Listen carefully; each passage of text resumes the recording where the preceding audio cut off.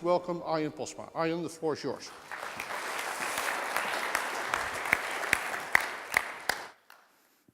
Well, good afternoon. Very nice to be here in my hometown, Amsterdam. And it's been a while since Menno already asked me if I wanted to join the summit for today. And it's my guess, and I only have to guess, is the reason he asked me, since it's my profession to agonize people a bit. And it might sound strange that agony can be a business model, but especially in these times that UX designers make everything for us as easy as possible. Managers help us to make everything hyper efficient, and engineers make everything extremely smooth. I firmly believe that we need to start designing more obstacles, because I think when you encounter obstacles, you truly become engaged. It sharpens the mind and sparks creativity. So in my profession, I design obstacles. And I took this analogy a bit from sports, because when I'm training talented young kids at the field, I'm not saying clear the field, here's an open goal and shoot, whether it's soccer, basketball, or hockey. I'm designing small settings for them with obstacles, people with jackets stealing your ball, time pressure. And within this little maze, they have to find their own way to deal with it. They have to train their agility, their creativity, because I really believe if they do it themselves, not copy me, but do it themselves, they find self-confidence, talent, skills, and most important, intrinsic motivation. So what I'm trying to do today, in the 30 minutes I have, is to be a little obstacle for you, to sharpen maybe a bit of your minds and to spark some creativity. And Menno was still sitting at the table, and he said, I already have a title for this summit. And he said, in code we trust. And he was silent, and I was smiling, beautiful title, in code we trust. But my mind immediately got bubbling, and I was thinking, a code is really a set of rules, signals and symbols to help us communicate, to help us cooperate. But trust is the same thing. Trust is also a set of rules, rituals, symbols, signals to help us communicate and cooperate with each other. So in fact, trust is a code. I keep hitting the wrong button, I think. Yeah. Trust is a code. It's a social code. And when you came here this morning, maybe the alarm clock of your iPhone was the trigger. You trusted your iPhone to wake you. Or maybe it was the biorhythm you trusted. And then you went maybe in a cab or taxi. You trusted the taxi to be there, the trains to be riding. You trusted here, when you came here, that other people would show up. You trusted Michiel, that he designed a beautiful program for you. You trust the chair where you're sitting on, it won't fail you.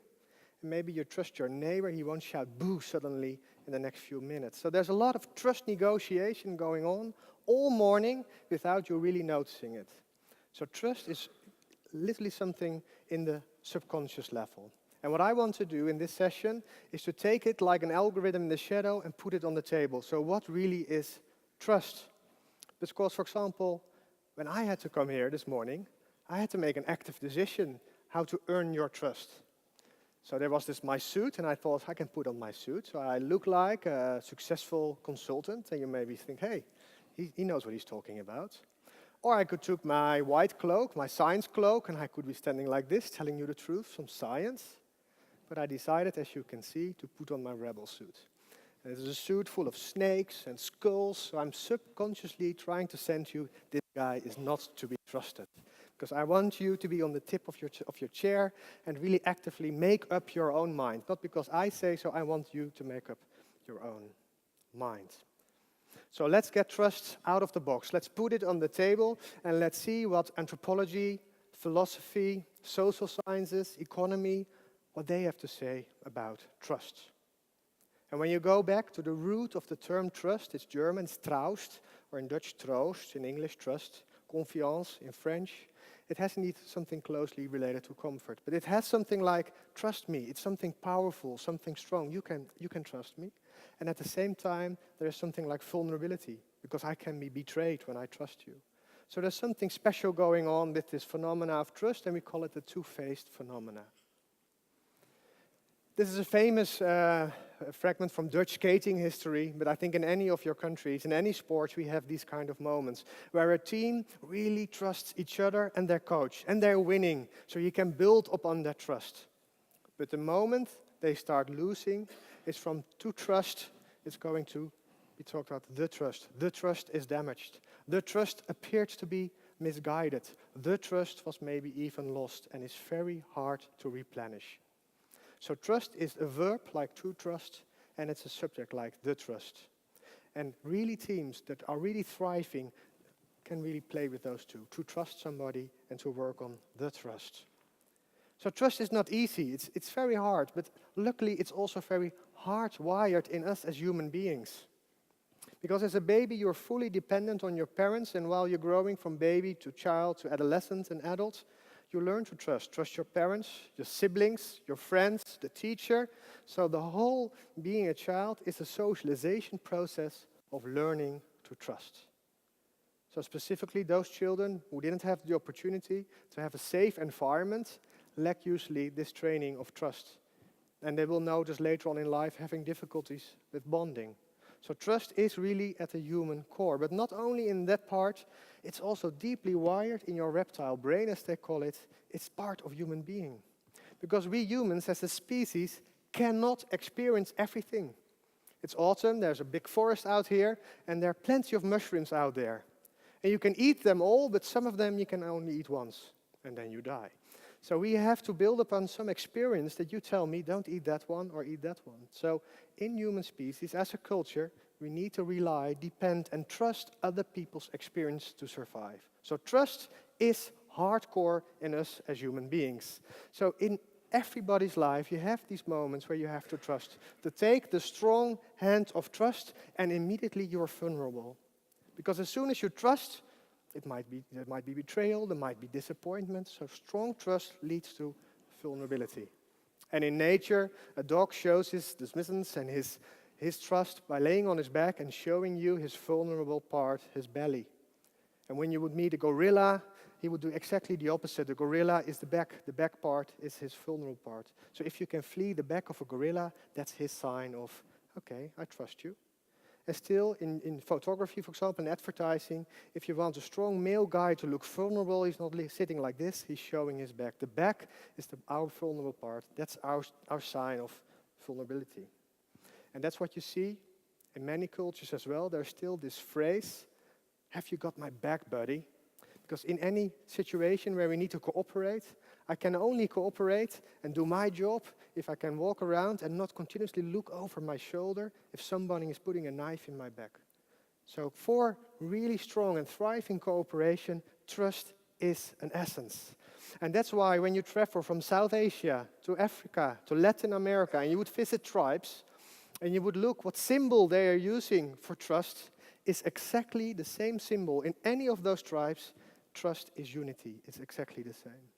So if we talk trust today, we really talk about unity, about society. And that's what management guru Stephen Covey said, teams and organizations can only operate at the speed of trust. So if there's no trust, there is no performance, there's no speed. If there's high trust, there's high cooperation, there's high performance. And in any social encounter, there are different perceptions on anything. So it's a 6, oh no, I think it's a 9. If there's no trust, I'm not allowing you in my corner. I don't dare to be in your corner. But as soon as there's trust, you say, hey, come over, look here. It might be a 9. And then you might shift opinions. Maybe you find some consensus. So performance is really related to the speed of trust. And another management guru, Lencioni, went a step further. He said, first and almost, you need trust. Because it has trust, you can have conflict. I know you won't walk away because there's trust. And when we have conflict, we will figure it out and it will be commitment. Let's do this. And even if you deviate from the things we discussed upon, our commitment, I can go back to conflict and say, hey, this is what we not agreed upon. So trust gives space for conflict. Conflict gives space for commitment. And then we can try to pursue our common goals. So trust is really everything. And Confucius, famous, of course, Chinese philosopher, he went even a step further. And he said, if there's political upheaval, the first thing I would abandon is my force, my weapons. I would even surrender all the food. But the last thing I would surrender is trust. If trust is out of the window, then everything is gone. And that's what we still see today. If you have new social encounters, maybe at your table, like this morning, the first thing we do is try to make contact. We really shake hands. And the whole handshaking is like, look, I have no weapons. It's a whole old ritual to showing that I'm to be trusted. And the next thing, when we shook hands, is sit at the table. I would pour some of my wine in your glass, and your glass in my glass, to show you as a host, I'm not poisoning you. Maybe strange times, but that's where it comes from. That's where the clinging of glasses, the shaking of hands comes from. It's all rituals and symbols to establish a trust relationship. And imagine that you would get out of a train in some country you've never been to, very crowded, and you need help. Who do you turn to? Who do you trust? And strangely enough, I would probably be looking for somebody familiar, another Dutch guy. I will explain that later. Very strange human habit. But secondly, if there are no Dutch guys around, I would look for somebody who might be able to help me, have the competence to help me. So maybe a guy with a trolley or so, signaling he's for help. And a third thing I might be looking at is somebody who's to be trusted. And still, uniforms today are a big instrument showing I'm to be trusted. And in this color it's red, but in Western society, those uniforms are almost for 99.99% blue. And that's because in medieval times, we didn't have television programs or magazines showing us who was royalty. So there was only stories and appearance. And the paint, which was most difficulty to get in those times, was indigo blue. So if there was a guy on a big horse with a big blue robe, you know, that must be expensive. That's royalty. And still today, if you talk royalty, the main color is blue. If you still think about authority in these times, the suits are blue. And the fact that the blue policeman is wearing a body cam shows that this effect is eroding. But blue is a very subconscious way in showing trust. Our national airline is using it to show these planes are safe. We maintain them well and we don't hire idiots like this. So they use the color blue to subconsciously show safety and trust. And even in the news the last few weeks, when Trump has to defend something, the screen is blue, the tie is blue. When he's posting something new and he's being more aggressive, everything turns red. So he's using deliberately the color blue to create trust. Harvey Weinstein has never worn a color in his life. There's no picture of him wearing anything else than black and white. Except the day in court, he wore this baby blue sweater, trying to tell you, I'm to be trusted. And even the hearing between Kavanaugh and Lady Ford, he wore the blue tie, she wore the blue dress. So continuously, and it's not, they try subconsciously, but it's of course deliberate design, subconsciously try to send signals. We are all to be trusted. And even Facebook, LinkedIn, Twitter, all these new media using the indigo or Nirvana blue color coding to continuously keep sending these messages to you. We are safe. You can trust us. But is that really true? So what I want to do is to get the part of trust from the subconscious level and put it on the table. Because sometimes you have to make an active decision whether you trust somebody, trust something, and then what to trust. Specifically, if you're entering situations where there's uncertainty involved. What we see then is that you can't stay between fear and hope. Because what fear is doing to our bodies, it's putting my blood pressure high, my heart is beating, I'm getting sweaty, and I'm freezing. It will not help me progress, and it's a very active state of mind. That can only last for a few hours. Fear is not something we can live with for a long time. And the same thing is with hope. Hope is like walking on the edge here like this. And hoping not to fall, it means that my whole body is intensely aware. So it's also a very energy-consuming way of living. And that's why we invented trust, as a kind of in-between state between fear and hope. And that's because when you were sleeping last night, 30% of all your energy went just to the 2% body mass in your head we call brain. So your brain, in your sleep, takes 30% of your energy. And in complex situations like this summit and these talks, it's way over 50%. And that's why there's so much sugar outside in the breaks to keep pumping energy in your brain. But your brain has therefore coping mechanisms, and trust is one of them. And to show you a little experiment, I think most of you might know it. This is how your brain looks at the world. It sees all kinds of spots, and when you maybe see something familiar, it starts to focus. And for those of you who have a Dalmatian dog, they might see a dog in this picture, and it is about here. So there's the snout, there are some legs, and there's a tail. So in this picture, your brain tries to pattern recognize, and it thinks, hey, I've seen that before, dog. So the only thing I'm now going to do, I'm going to shift this image to that part. And now your brain is trying to see the dog again. And I only shifted it, and your brain is now trying to figure out, where's the dog, where's the dog? And it almost tries to make you see the dog. Well, the dog is totally gone. There is no dog anymore in that image. But your brain is a lazy machine because it wants to cope with energy. So it wants to stay in standby mode. So it expects that the dog is still there. It's fooling you. And that's happening the whole day. The whole day your brain is trying to remain in this standby mode. It's fooling us. And that's why at some points in life and some points in business, we need to take trust to the conscious level. Because what we really do as human beings is look for familiarity. Something we already know, because then the brain can stay to sleep. And that's what Apple did, for example, when they introduced the e-books. It was a nice app, but when you opened it, it was like this wooden oak cupboard with book covers, and it had this crispy sound when you turned pages, and there were wrinkles in it. So they used familiarity as a design principle for us to be invited in this whole new world of e-books. And that's what technologists continuously do, try to find familiar ways to introduce new technologies. To not make us question this thing of, do I trust e-books? Do I trust Apple? Do I trust the app? They try to make it familiar. And that's what you see, for example, when we try to make autonomous cars. They still look like cars, because otherwise we can't comprehend. That's why we call Bitcoin a Bitcoin. Well, it has nothing to do with coins, but it looks, even the symbol is a coin, like a euro or something. It's helping us to make it feel familiar and not scary.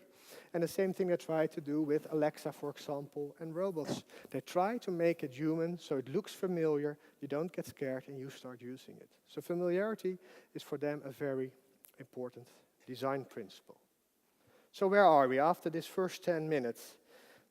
At first, I want to trust somebody. And that's what we call propensity. I've been brought up in a family where I've been trained to trust, so my first thing is I want to trust. I want to trust you as the trustee. And I look what you're saying, what you look like, how you're looking at me, and that's called trustworthiness. So we have the trustor with his propensity, and there's the trustee with his or her trustworthiness. And when we encounter and we go into this relation of trust, that's what we call a magic circle. Like a rubber band, you can stretch it, you can't stretch it too far, it will break, but it's like this magic we have between each other. And when I heard again about the Edelman report, and it's mentioned many times, that we are in a crisis of trust, and that 50% decline in trust, then I'm really starting to wonder now, what trust are they talking about? Because trust as a propensity, that's my upbringing, that's all my experiences, that doesn't shift 50% in 1 year. So are they not talking about that kind of trust? And trust is like an emotion, like love. You can't quantify it or measure it. That's very hard. So they're also not talking about trust as a relationship. What they really mean is that the trustworthiness of the system is in decline. And I think it's important to clarify that. It's about the trustworthiness of corporations and the system. Because what's really happening when you want to encounter into something called trust, I need to take a small leap of faith. I don't know if you're to be trusted. I assume I can trust you. And from that, I'm trying to evaluate if the trust was truthful or not. So it really demands a leap of faith. So in any social encounter we'll have, for any normal human being, you try to open yourself up a bit, to show a bit of empathy, to see if my self-interest might be aligned with your self-interest. And maybe we could create some common interests. That's the nature of us human beings. And luckily, there's a little hormone inside of us which helps us a bit. This oxytocin is a hormone which is being released when we pet a dog, when we look at the image of a baby, or when you shake somebody's hand. When we shake hands and pat somebody on the back, then this oxytocin starts flowing. So maybe give it a try. Give your neighbor a pat on the back, a handshake. Yes, a little bit loose. Yeah.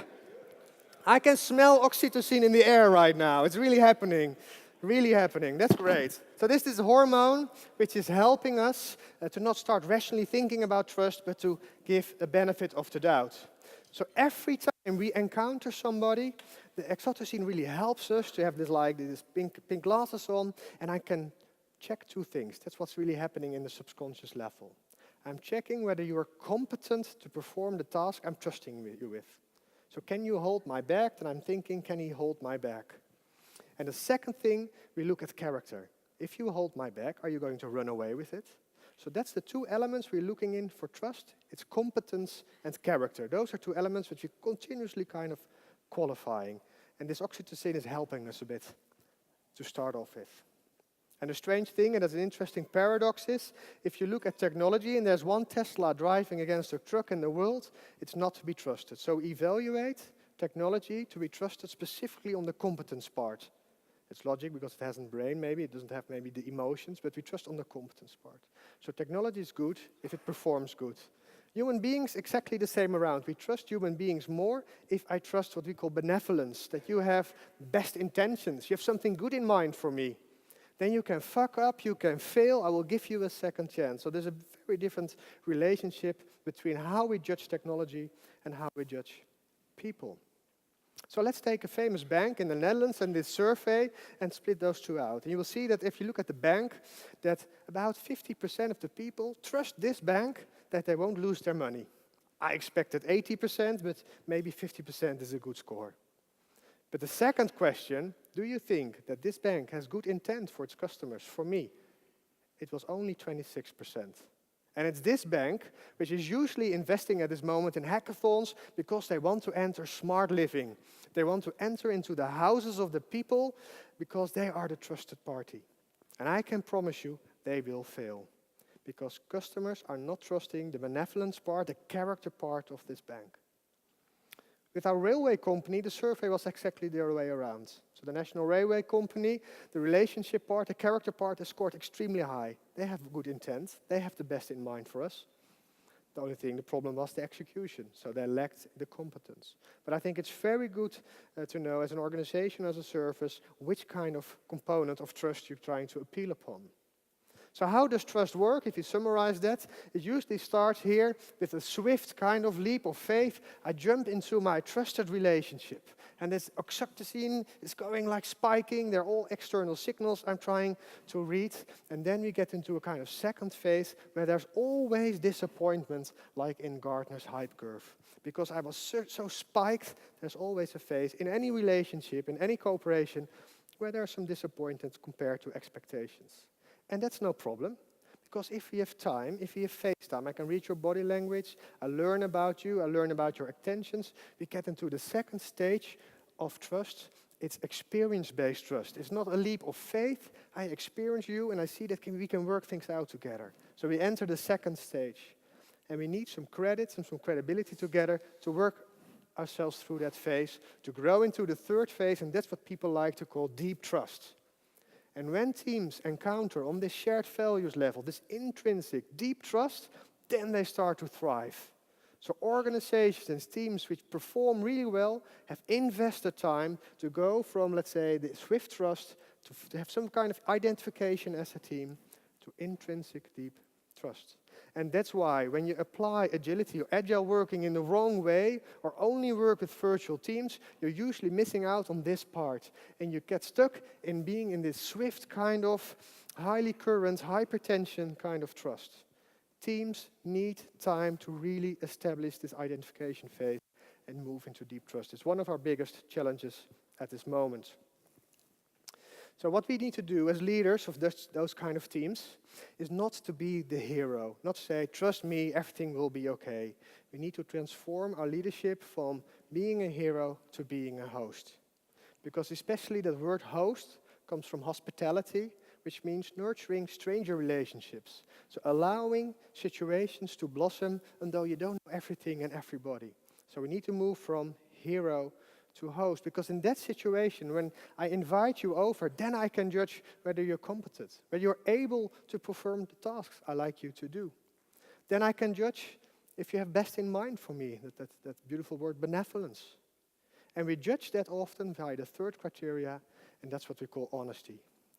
In the end, all friendship, all kinds of trust are based in the end on one key, one KPI, and that is honesty. And in our societies, we had a great tool for that, and that was gossip. Gossip was really the checks and balances in any society to check whether you were honest or not. And this is specifically where it goes wrong. There's nothing wrong about this kind of gossip, but when our cities grow from these kind of cities, in these kind of cities, trust and the gossip part can no longer be the checks and balances anymore. And that's where you see that we start shifting from trust as a capacity, as a human capacity, that trust has becoming the last 2-3 decades as an institution. Trust is institutionalized. And that's where the Edelman report is about, that this is no longer working. Because people start to wonder if there's all kind of buildings and logos, who am I really trusting? We are used to trusting people. Now we need to trust things. So are you trusting Google because it's science? Are you trusting Apple because they're expensive and beautiful? Are you trusting Elon Musk because he's famous and he also has problems like you? Or do you trust the poster guy in the advertisement? Or do you trust the review? So who should you trust in this complex environment? And that's what this trust paradox, I think Edelman is describing, is about. That in this survey, 50% of the people don't have trust in the systems that organize trust. And that's our systemic crisis. They don't trust the schools, the hospitals, the government. So none of the institutions that really govern our trust level is being trusted at this moment. That's what the true crisis is about. Well, we've covered that in many presentations, scandals all over the place, so we get into the situation of distrust. And we get scared that we're so distrustful. And sometimes it's good, because I was at the wrong hotel this morning, and I went to the desk and I said, I'm a speaker. So I said, we have a speaker's desk, and I was guided to this room.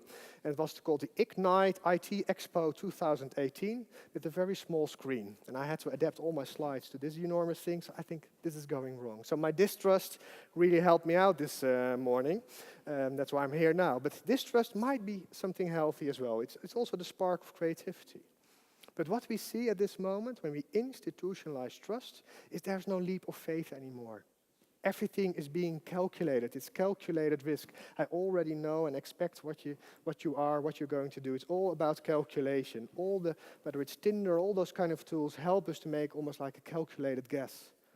And even when I want you to do a certain job, I'm not trusting you. I'm thinking you're going to do it because it's your job description and you get paid for it. That's why I think you're going to do it. It's not faith or belief, or it's not trust. And if I'm thinking, why could he perform his task? Then I'm looking, he has a Harvard degree, so he must be able to do so. So degrees, everything is going to be important. And maybe even reviews. The room was reviewed very well. Or he got a bonus, so he must be good. So this whole thing of swift trust, with a leap of faith, having this experience together, moving towards shared values, is totally being replaced by calculated guesses and a kind of guarded, institutionalized form of trust. And that's not what we call trust. That's what we call a guarantee. It's making you being accountable. This is what economists don't call trust, it's guarantee. And that's a whole different society, when we only base ourselves on guarantees. So we say trust is good, control is better. Okay, we don't say it, but this is what we're really acting on every day. Specifically in companies, this is the morale today in how we organize. And all these apps, which are now unicorns out there, all these apps are playing on that. They are fulfilling a kind of distrust economy. Because I used to call a cab, and they say it's 5 to 7 minutes, and the car maybe came to the door, rang my doorbell, but now I want to know who the driver is. If it's a 5-star driver, I want upfront to know what kind of car it is. I can track him even down if he's coming to my home directly. That's not about trust, that's about distrust. And when you're going on this adventurous holiday, you want to know if there's a high hairdryer in the room, what the view is about, how other people liked it. That's not adventure. That's a guarantee for this certain kind of experience. So we're moving ourselves into a distrust kind of economy. And even Mark Zuckerberg, as one of the poster boys of this whole new generation, had some funny thing going on in the office. But if you really look at his laptop, he's even covered his camera. He even is covering all his USB ports. Whoa. So he is not trusting other people either. So distrust is really becoming the denominator of these times. But like I said, when you're a baby and you're a little child and you would grow up in a family where there's no safety, there is no trust, you will have a lot of problems later on in life. So what is happening if an entire generation is deprived from trust? We only give them, as helicopter parents and with these kind of technologies, a distrust environment. What will happen to that generation? Well, we've seen some things Sander explained to us. So to sum up, what we're doing right now is to say we have trust on one side, and we don't have that at this moment, so we want to be standing here, we're now in distrust. And I think that's not the right way to look at it. Because if I would put any of you underneath an MRI scanner at this moment, then when I want to provoke trust, it's like here, the reptile part of your brain. But when I want to provoke distrust, it's right here in your amygdala. That's where your radar is. So it's two very distinct human capacities. It's not one thing which is either good or bad. It's two very distinct capacities, trust and distrust. So we maybe should look at it like this. And if I make a complex graph, a famous 2x2 from it, I can't explain it all, but I will explain something about it, that at this moment in time, in many large-scale operations, we're like here. It's a situation where you don't need a lot of trust. It's a low-trust environment with a lot of high distrust situation. So there's a lot of planning and control going on, and that's what's happening in institutionalized environments. As a human being, you would only accept a situation with low trust and high distrust because you're fully dependent on it. As soon as there's any opening, any alternative, you would move away from that. So I totally believe that whether it's agile working or self-organization is an answer, because nobody wants to work in these kind of environments. Not the leaders, not the managers, not the people. We want to move away to that corner where there is high trust as human beings, and still there is some distrust. Distrust has a function, but it's low distrust. So we need to move away from a highly industrialized, dependent environment to an interdependent relationship between people, and specifically to move away to high trust and low distrust. And I'm very confident, because it's so much in our human capacities that high trust is not a problem. We can establish that here in this room today, right now. So what the key question is, how do we organize the distrust? Because it has a function, you can't make it go away. How do we organize the distrust? And then you see, if you sum up, that, and that's where I really have my utopia vision on, is that Churchill already said, we create buildings, and afterwards the buildings create us. And then McLuhan was summarized in, we shape tools, and then the tools shape us. So it's these tools like just-in-time delivery, total quality management, the whole lean movement helped us to get into this hyper-institutionalized world. Then I'm confident that this room and all the people out there can develop new kind of tools, and those tools will really help us being trustful again, to really boost this trustworthiness. 2 more minutes, Michiel, then I'm done.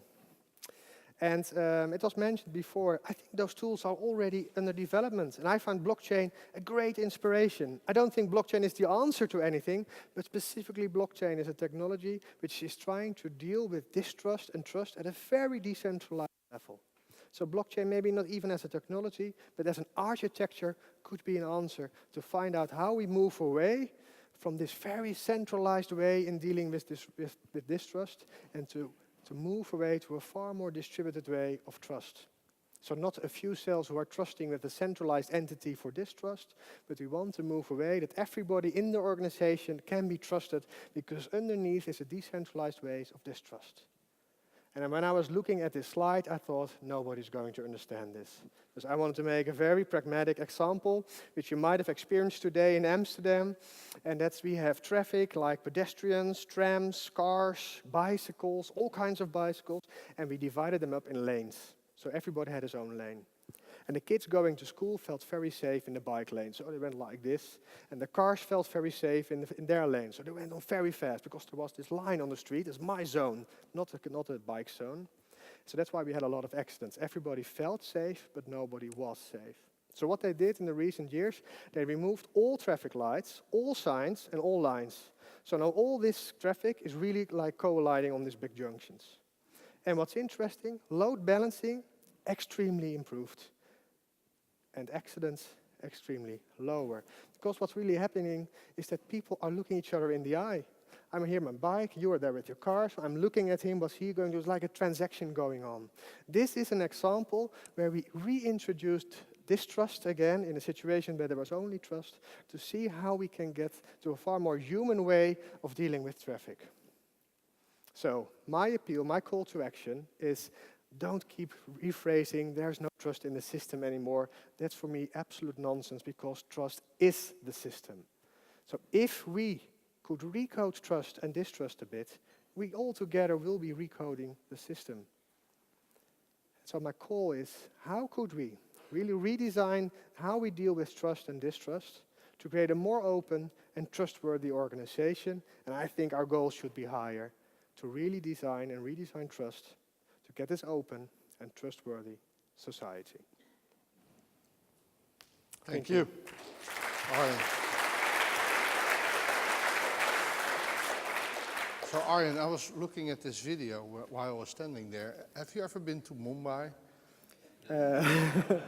I think we can learn a lot from those regions, but I mean, it's already because happening. That's how traffic already works for ages, I think, in India. Yeah, Right there. but we went through some industrial phase where we kind of put everything in separate lanes, which really didn't work out for all the situations. Yeah. So about, you said something, or you said many interesting things. One of the things that I want to ask you a question about is about this notion of we shape our technology and then our technologies shape us.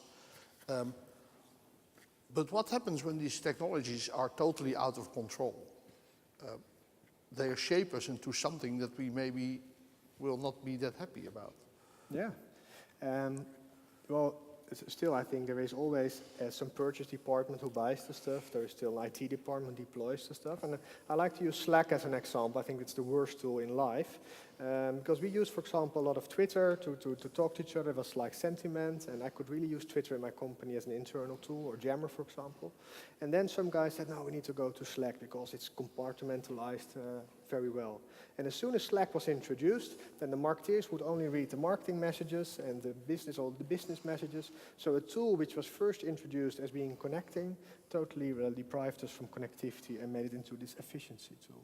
So I think that if you don't ask the questions, what is the true architecture, what's the true need of this technology, then it will run away with us. But I think we are still here today as purchase department, as IT department, as users to really put a stamp on that.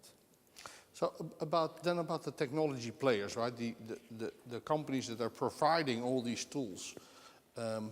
What are the mistakes that they're making? So you mentioned Airbnb, you mentioned Booking.com, we talked about Facebook. How is the technology they're using, how is it eroding the trust that people have in their companies? Yeah, well, that's a good question. I remember I would be defined as Generation X, and the privilege of my generation was I had a boss who didn't understand the internet, and I knew both the internet and did classic business school, so I could be like a translator, which made me good money and a good career, because I was like eating from both sides.